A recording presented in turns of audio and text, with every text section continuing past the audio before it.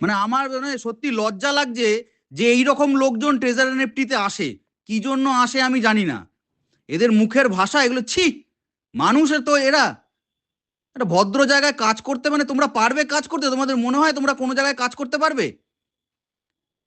ছি ছি ছি ছি ছি ছি ছি। একদম এখান থেকে একদম রিমুভ হয়ে যাবে। আর এদের আপলাইনকে আমি যদি পাই, আপলাইনকে আমি যদি বার করতে পারি একবার, কি অবস্থা করি দেখো।